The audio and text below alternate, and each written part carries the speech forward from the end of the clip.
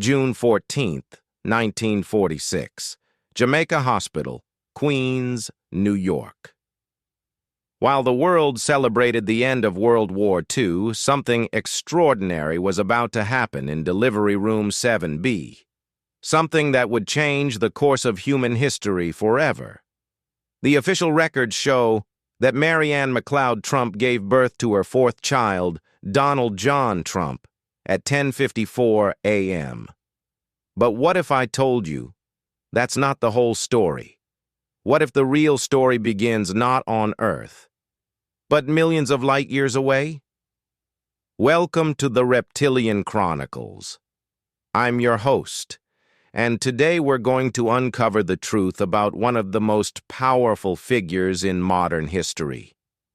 This is Episode 1, The Secret Birth.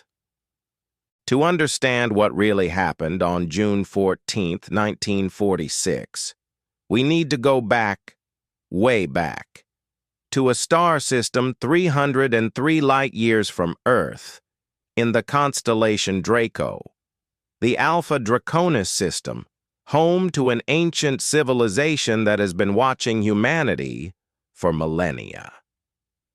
The Draconian High Council had been monitoring Earth since the rise of the first human civilizations.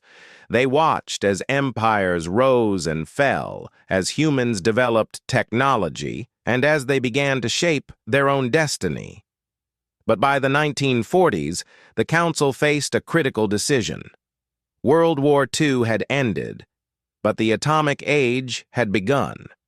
Humans now possessed weapons capable of destroying their entire planet. The Council knew they needed to act.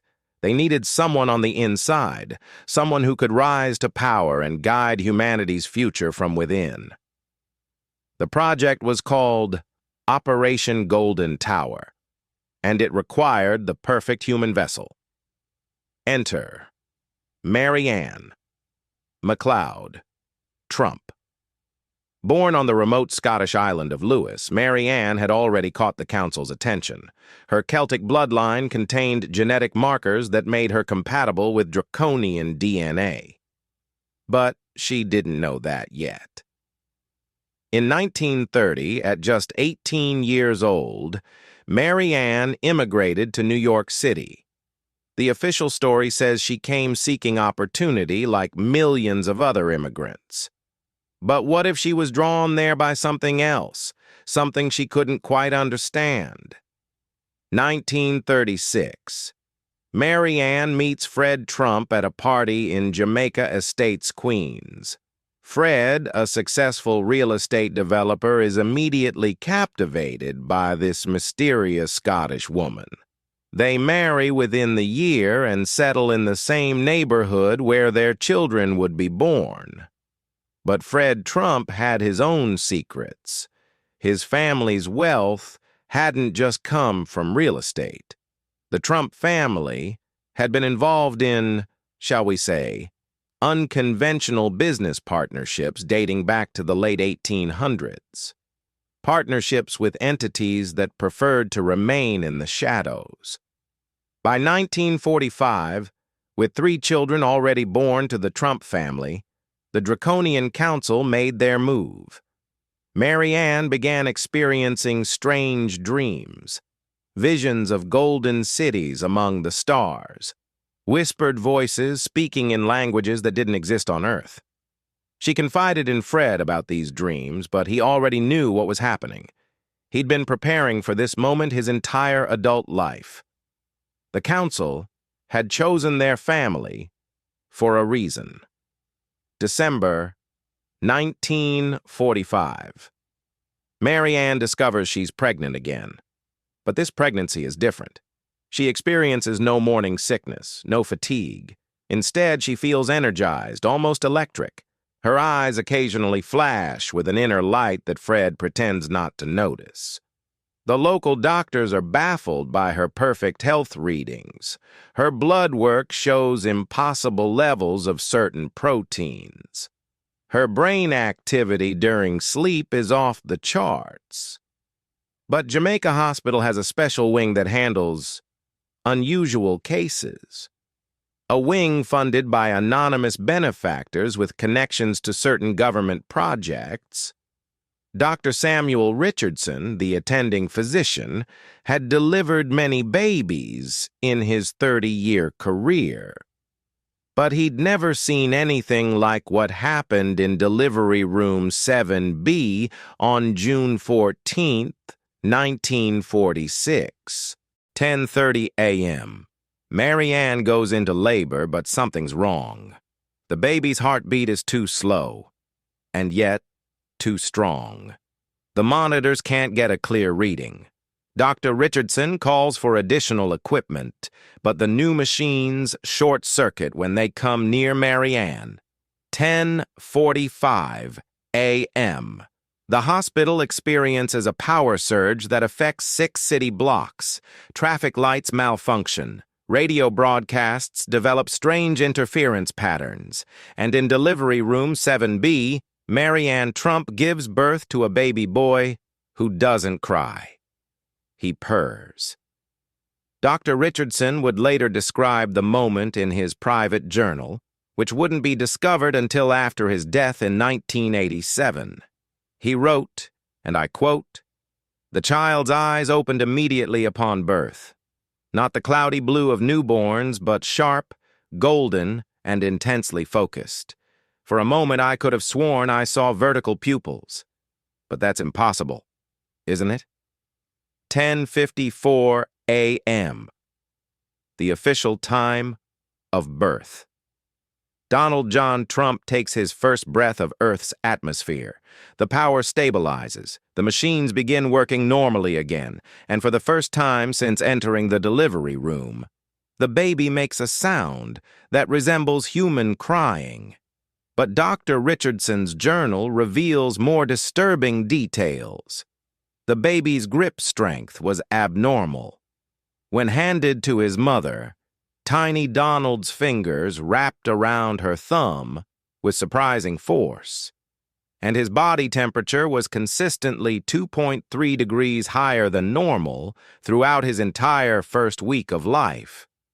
The birth certificate filed that day lists Donald John Trump as 6 pounds, 14 ounces, born to Fred and Mary Ann Trump, American citizen, human being.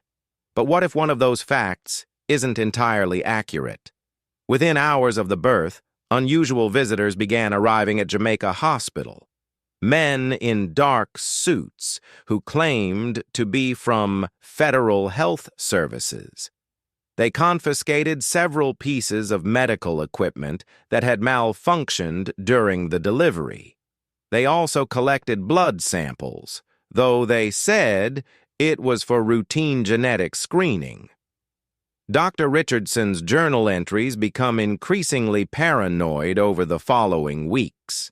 He writes about being followed, about receiving phone calls with no one on the other end, about dreams of golden reptilian eyes watching him from the darkness. 1 month after Donald's birth, Dr. Richardson received an offer to join a prestigious research facility in Nevada. The salary was triple what he made at Jamaica Hospital. The work was classified, but it involved genetic anomalies in human development. He accepted immediately. Meanwhile, baby Donald was developing at an unprecedented rate. By 3 months, he was holding his head up steadily. By 6 months, he was speaking single words. But according to Mary Ann's private letters to her sister back in Scotland, there was something else. In a letter dated December 1946, Mary Ann wrote, "Little Donald has the strangest habits.